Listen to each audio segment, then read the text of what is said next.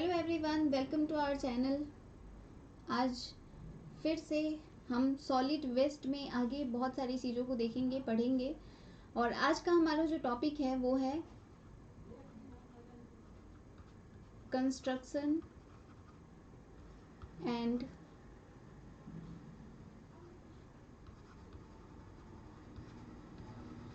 Demolition waste management rule. और ये भी आपको सीपीसीबी के वेबसाइट पे मिल जाएगा, वहाँ से आप डाउनलोड करके इसको पूरा अच्छे तरीके से पढ़ सकते हैं। यहाँ पे मैं आपको बताऊंगी कि इसमें कौन कौन से इम्पॉर्टेंट चीज़ें हैं जो हमारे एग्जाम में पूछी जा सकती हैं और कौन कौन से ऐसे पॉइंट्स हैं इस मैनेजमेंट रूल में जो हमें याद रखने की ज़रूरत है। कंस्ट्रक्शन एंड डिमोलिशन वेस्ट ये एक तरह का सॉलिड वेस्ट होता है और आपको पता है ये सॉलिड वेस्ट में भी अगर बात करोगे तो ये म्युनिसिपल सॉलिड वेस्ट के अंतर्गत आता है। ये ध्यान रखना, कंस्ट्रक्शन एंड डिमोलिशन वेस्ट को भी म्युनिसिपल सॉलिड वेस्ट के अंतर्गत रखा गया है। तो सबसे पहले बात कर लेते हैं हम municipal solid waste management and handling rule, जो यहाँ पे मेंशन भी है। ये 2000 में आया था, ठीक है। इसका जो अमेंडमेंट है वो 2013 में आया था और इसमें बहुत सारी चीज़ें और ज़्यादा इंक्लूड की गई थी। और 2013 वाले के बाद 2018 में भी इसके लिए अलग से फिर से अमेंडमेंट आए थे जिसमें कुछ चीज़ें जोड़ी गई थी। तो इसके ऊपर ऑलरेडी वीडियोज आ चुकी हैं, आप देख सकते हो। Municipal solid waste management rule की वीडियो है, बीपीएससी की प्लेलिस्ट में जाकर देखोगे, वहाँ पे आपको मिल जाएगा। जिन लोगों ने भी नहीं देखा है वो काइंडली वहाँ जाकर देख ले ताकि उन्हें पूरी तरीके से समझ में आ जाए, क्योंकि ऐसे बहुत सारे डेफिनेशंस वहाँ पे दिए हुए हैं जो मैं यहाँ पे नहीं बताऊँगी आपको। वो सारी चीज़ें जो वहाँ पे ऑलरेडी मैंने मेंशन कर दिया है, तो आप उसे जाकर वहाँ देख सकते हो।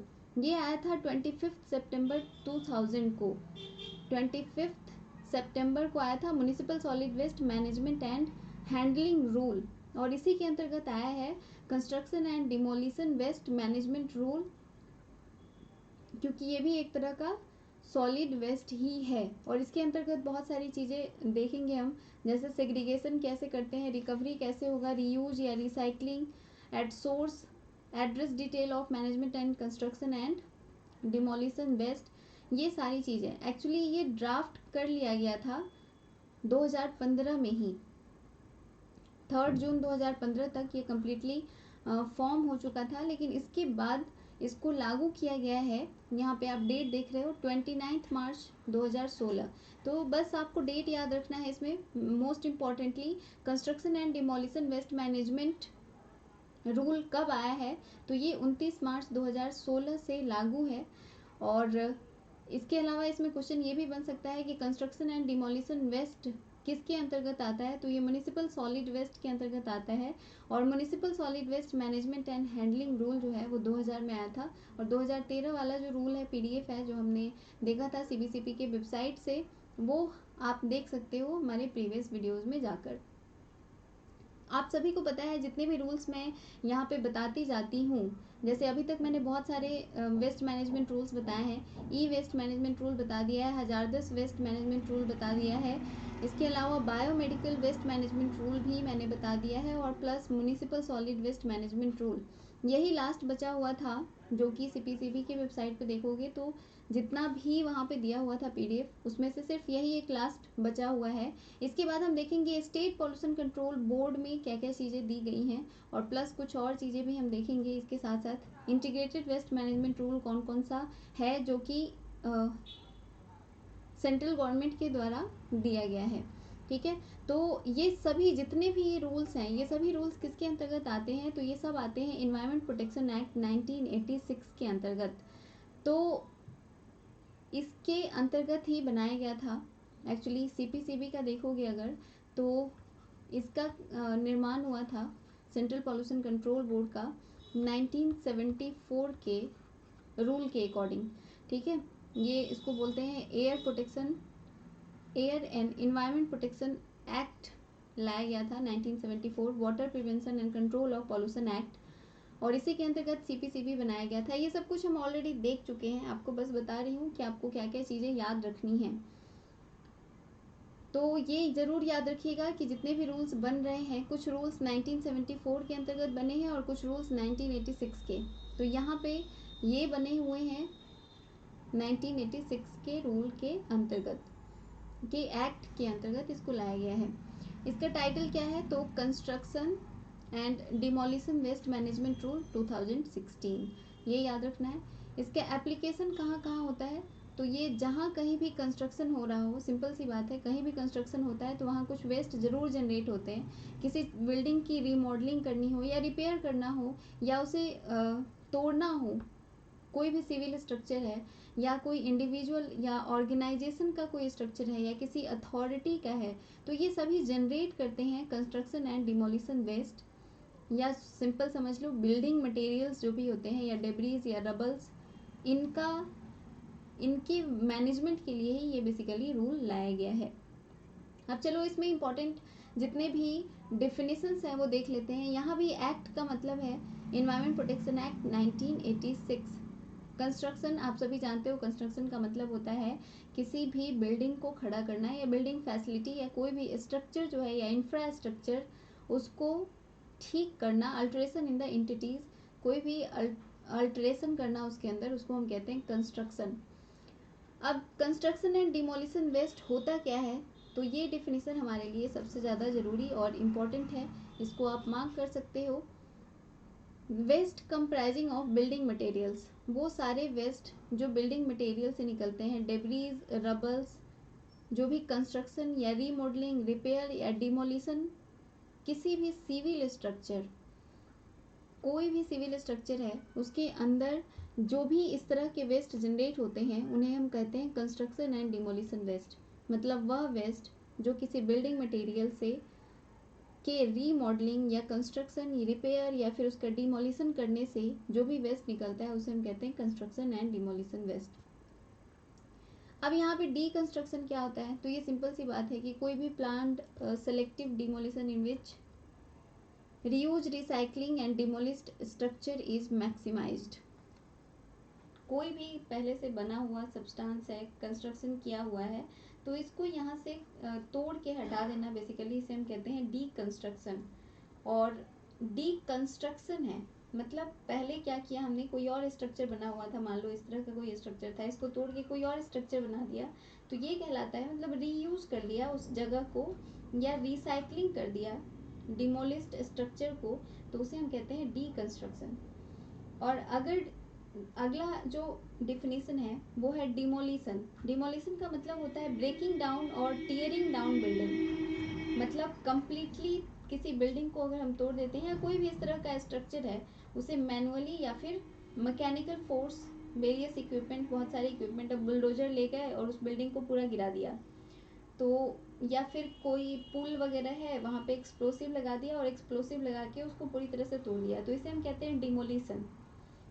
तो ये हमें याद रखना है, सिंपल ब्रेकिंग डाउन वर्ड याद रखना है इसके साथ, और प्लान्ड सेलेक्टिव डिमोलिशन को कहते हैं डीकंस्ट्रक्शन।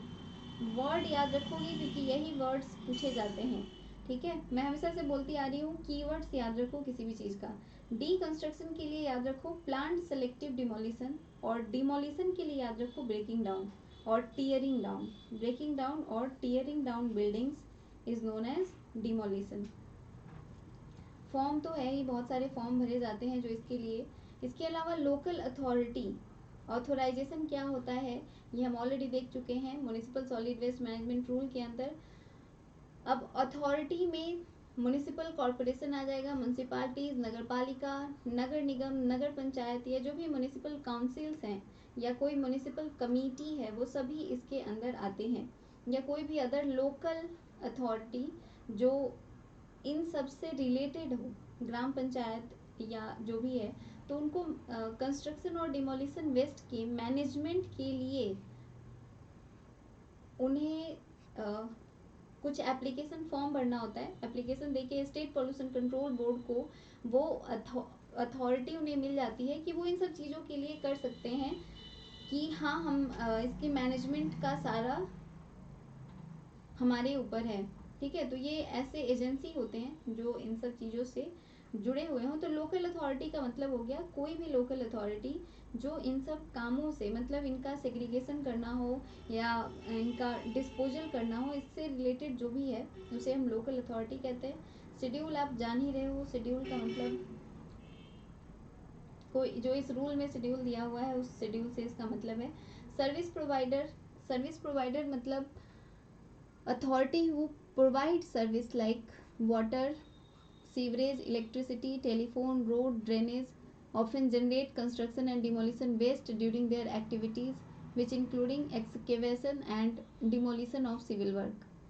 कोई भी सिविल वर्क हो रहा हो उस समय जो सभी सर्विस प्रोवाइडर होते हैं, मान लो कोई कंस्ट्रक्शन हो रहा है तो वहाँ पे कोई अथॉरिटी होती है जिससे ये काम दिया जाता है कि यहाँ का मान लो पुल बनाना है, तो वो पुल बनाने का काम किसी अथॉरिटी को दी जाती है। तो वहाँ पे जो भी सर्विस प्रोवाइडर होता है उसे हम कहते हैं जनरली सर्विस प्रोवाइडर। ये सिंपल सा टर्म है जो हम हमेशा इस्तेमाल भी करते हैं।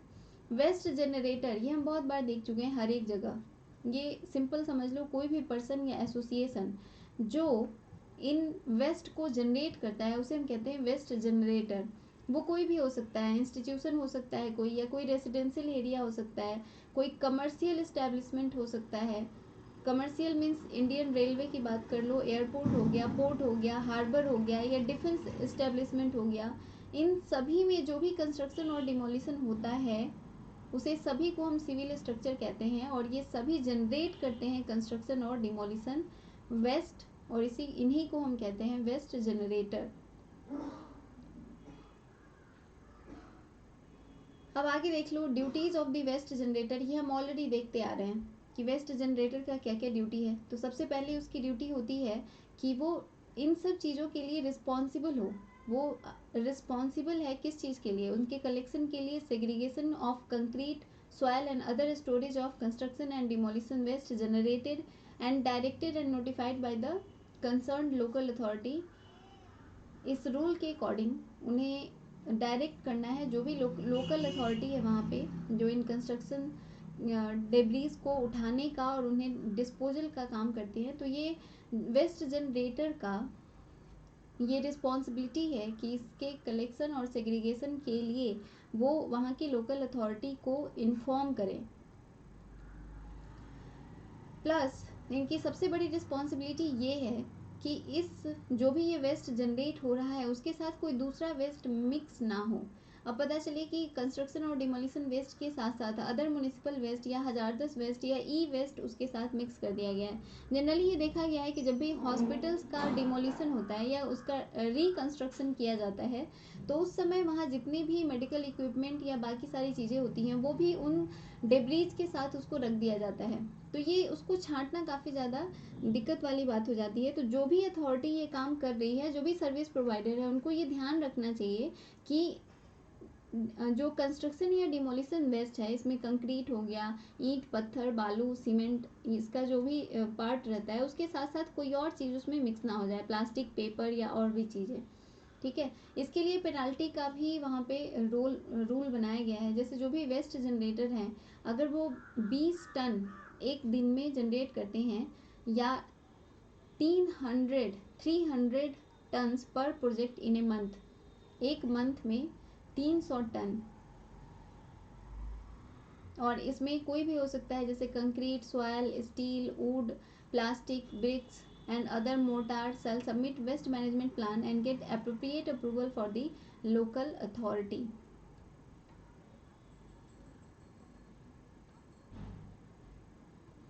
सिंपल सी बात यहाँ पे है कि अगर 20 टन से ज़्यादा या एक दिन में या फिर 300 टन से ज़्यादा एक मंथ में वो अगर वेस्ट जनरेट कर रहे हैं तो वहाँ पे जो भी लोकल अथॉरिटी है वो सबसे पहले उनको इन्फॉर्म करना इनका, और प्लस उसके प्रॉपर इम्प्लीमेंटेशन के लिए प्लान बनाना भी इनकी रिस्पॉन्सिबिलिटी होती है। जो भी वेस्ट जनरेटर होते हैं उनकी ड्यूटी है ये करना।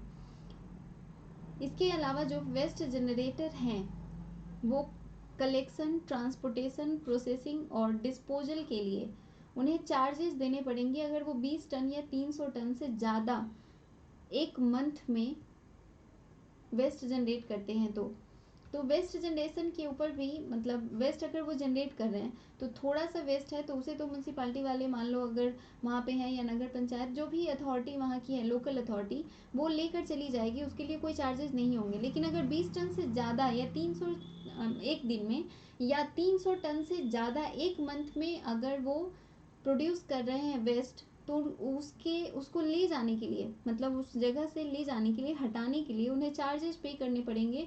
जो चार्जेस ट्रांसपोर्टेशन में जो भी खर्चा आएगा या जो मैन पावर वहाँ लगेगा उसको जो भी पेमेंट देना होगा, तो उसके लिए इन्हें चार्जेस लगेंगे। और ये रूल बना हुआ है यहाँ पे, आप मुकर नहीं सकते हो इस चीज़ से कि आप चार्जेस नहीं दोगे।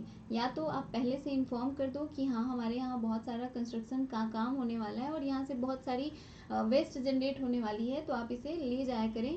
प्लस उसको ले जाने के लिए अगर आप बहुत ज़्यादा, मतलब 300 टन पर प्रोजेक्ट इन ए मंथ आप प्रोड्यूस कर रहे हो, तो उसके लिए आपको कलेक्शन के और ट्रांसपोर्टेशन के लिए पेमेंट करना पड़ेगा।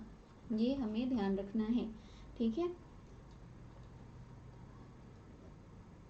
प्लस ये भी ध्यान रखना है कि जल्द से जल्द जो भी लोकल बॉडी है या जो भी अथॉरिटी है वहाँ पे उसको हैंड ओवर कर दिया जाए जल्द से जल्द। Service provider and their contractors, जो सर्विस प्रोवाइडर, मान लो रोड बन रहा है तो रोड बनाने के लिए कुछ सर्विस प्रोवाइडर्स होते हैं, प्लस कॉन्ट्रैक्टर होता है जो रोड बनाता है, और कॉन्ट्रैक्टर के साथ साथ वहाँ पे बहुत सारे वर्कर भी काम कर रहे होते हैं। सबसे पहली बात, यहाँ पे जो भी ड्यूटी है सर्विस प्रोवाइडर की, तो सर्विस प्रोवाइडर को सबसे पहले 6 मंथ के अंदर अंदर एक नोटिफिकेशन जारी करना होता है इन रूल्स का। जो भी इसमें मैनेजमेंट प्लान्स हैं उसमें segregation, storage, collection, reuse, recycling, transportation और डिस्पोजल के लिए एक प्रॉपर प्लान उन्हें बना लेना है, वो भी 6 मंथ के अंदर अंदर। तभी उन्हें कॉन्ट्रैक्ट मिलेगा, या जो भी सर्विस प्रोवाइडर है उनको ये काम करना पड़ेगा। और ये उस जुरिस्डिक्शन में ही आता है, ये उनके मतलब मान लो कोई अधिकारी हैं, मान लो अगर सिंपल सी बात करो, डीएम की ही बात कर लो, तो इनको ये दे दिया गया काम कि आप पूरे ज़िले में जो भी कंस्ट्रक्शन का काम होगा आपको आप ही को देखना है। तो इनको ये प्रॉपर प्लानिंग बनानी पड़ेगी कि मान लो किसी एरिया में कंस्ट्रक्शन हो रहा है तो वहाँ से वेस्ट जो भी जनरेट होगा उसका proper storage, segregation, collection, recycling या ट्रांसपोर्टेशन के लिए जो भी उनके अधिकार क्षेत्र में है उसको, उसके लिए प्लानिंग 6 मंथ के अंदर अंदर बन जाना चाहिए। Service provider shall remove all construction and demolition waste and clean the area every day. ये ध्यान रखना है, सर्विस प्रोवाइडर जो भी हैं उनको एवरी डे जो भी कंस्ट्रक्शन या डिमोलिशन वेस्ट है उसको क्लीन करना है। डिपेंड करता है duration of work, quantity and type of waste generated, plus appropriate storage and collection, reasonable time frame shall be worked out in consultation with the concern local authority. जो भी local authority वहाँ पे काम कर रही है उसे ध्यान रखना है और डेली जगह साफ होनी चाहिए।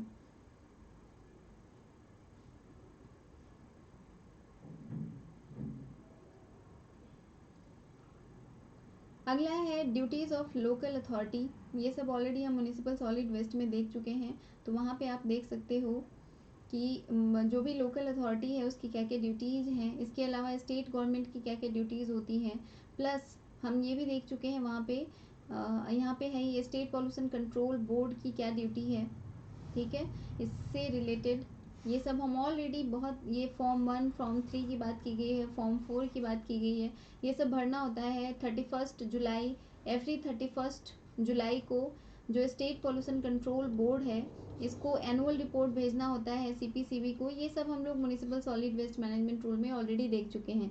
इसके अलावा ये भी याद रखना है कि 30 जून तक जो भी लोकल अथॉरिटी है उसको एनुअल रिपोर्ट भेजना है स्टेट पॉल्यूशन कंट्रोल बोर्ड को, और ये 31 जुलाई को रिपोर्ट भेजता है सीपीसीबी को। और ये याद रखना सीपीसीबी जो है वो 31 सितंबर को एनुअल रिपोर्ट भेजता है सेंट्रल गवर्नमेंट को, यानी कि ministry of environment and forest को 31 सितंबर या 31 दिसंबर तक एवरी ईयर सीपीसीबी रिपोर्ट भेजता है किसको, फॉरेस्ट एंड एनवायरनमेंट मिनिस्ट्री को ये रिपोर्ट चला जाता है। तो ये सब चीज़ें हम ऑलरेडी देख चुके हैं municipal solid waste management rule में।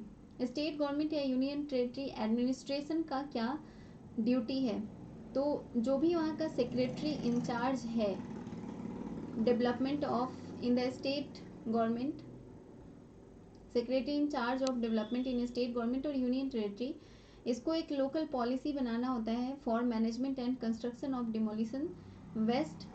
जो भी रूल्स दिए गए हैं मैनेजमेंट रूल के अंतर्गत, मतलब सीपीसीबी के द्वारा जो भी रूल बनाया गया है उसको ध्यान में रखना है, उसको देखना है, मॉनिटरिंग का काम करना होता है सेक्रेटरी इंचार्ज का।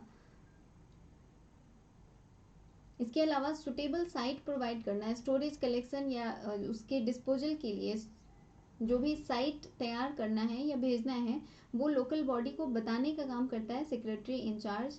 जो भी टाउन या कंट्री प्लानिंग डिपार्टमेंट है उसको भी साइट अप्रूव करना है, अप्रूवल का काम करता है कौन सा, town and country planning department. इसके अलावा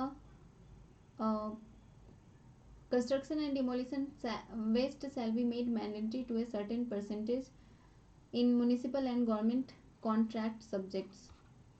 मान लो गवर्नमेंट का या जो म्युनिसिपल अथॉरिटी है उसके बीच कोई कॉन्ट्रैक्ट हुआ है कि इस जगह पे आपको ये फलाना फलाना सा सब्सटेंस, मान लो सड़क बनाना है या कोई चीज़ बनानी है, तो ये गवर्नमेंट का प्लान है कि ये काम हमें कंस्ट्रक्शन करवाना है, तो ये वहाँ के म्युनिसिपल अथॉरिटी के साथ मिलकर ये काम करती है।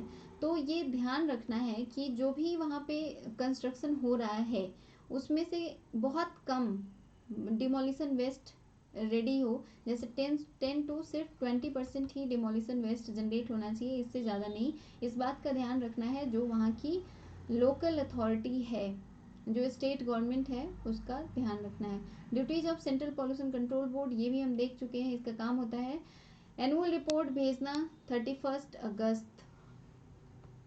सिंपल याद रखो, सबसे नीचे जून, फिर जुलाई और फिर अगस्त, ठीक है। ये भेज देता है किसको,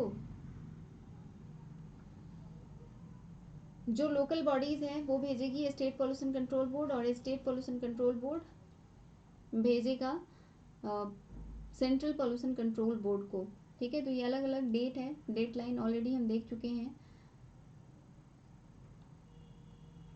ड्यूटीज ऑफ सेंट्रल गवर्नमेंट का क्या ड्यूटीज़ है तो ये भी हम देख चुके हैं। Ministry of urban development and ministry of rural development, ministry of Panchayati Raj shall be responsible for facilitating local bodies in, जो भी मिनिस्ट्री इसके लिए तैयार की गई है अर्बन डेवलपमेंट के लिए या रूरल डेवलपमेंट के लिए या पंचायती राज के लिए, तो उन्हें इन सब चीज़ों को ध्यान रखना है, देखना है कि वो जो भी उनका एरिया है उसमें इन रूल्स को फॉलो किया जा रहा है या नहीं। Ministry of Environment, Forest and Climate Change shall be responsible for reviewing implementation of this rule when required.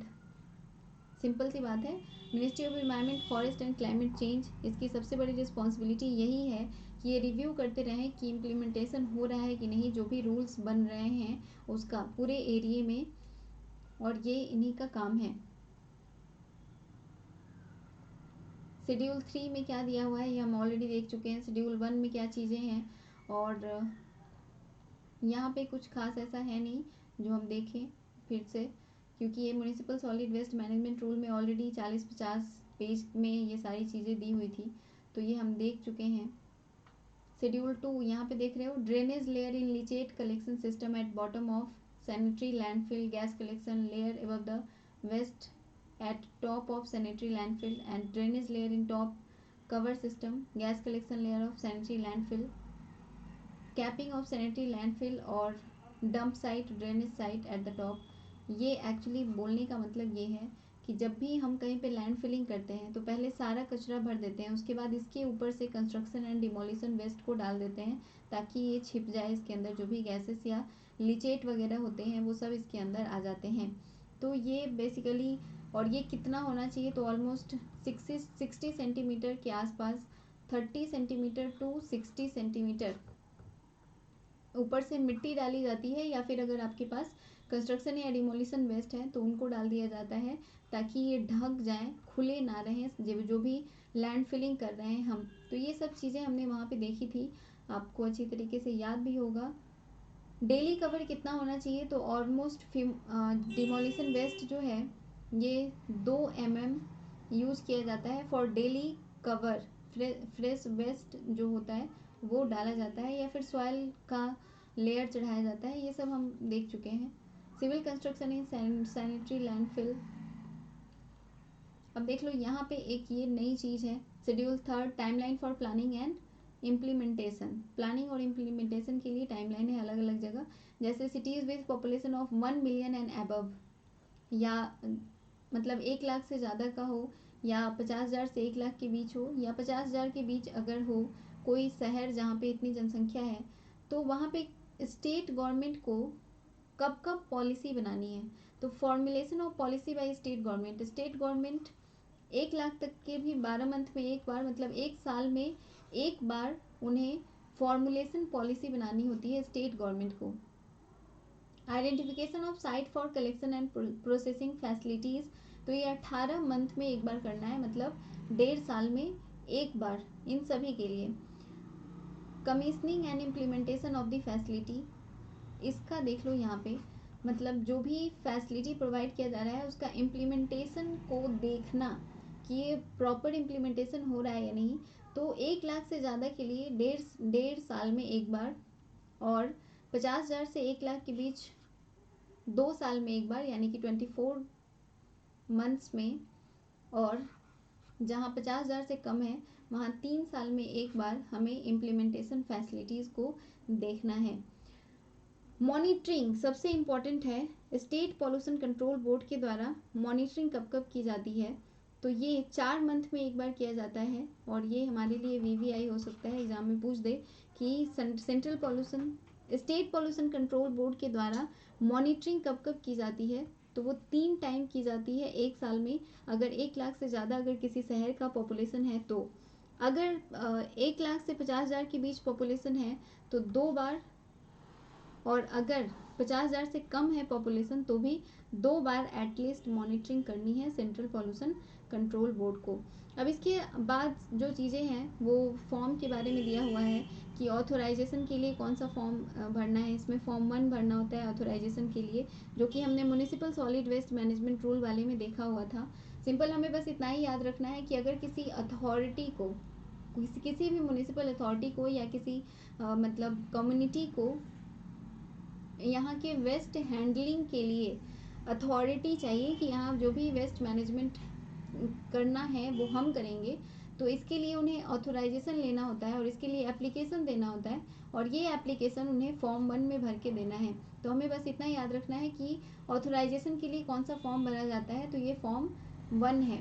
वही अगर बात करो इशू अगर कोई होता है ऑथोराइजेशन में जो ऑपरेटर है उनके द्वारा, तो उसके लिए फॉर्म 2 भरा जाता है। कोई भी इशू अगर आ रहा है फॉर्म, या फॉर्म 3 एनुअल रिपोर्ट भेजने के लिए फॉर्म 3 भरा जाता है। स्टेट पॉल्यूशन कंट्रोल बोर्ड को जो एनुअल रिपोर्ट जाता है वो फॉर्म 3 के अंदर जाता है। और जो स्टेट पॉल्यूशन कंट्रोल बोर्ड या पॉल्यूशन कंट्रोल कमेटी जो एनुअल रिपोर्ट बनाती है वो फॉर्म 4 में बनाती है। फॉर्म 5 में एक्सीडेंट रिपोर्टिंग होता है, ये बस याद रखना है, फॉर्म 5 में एक्सीडेंट रिपोर्टिंग।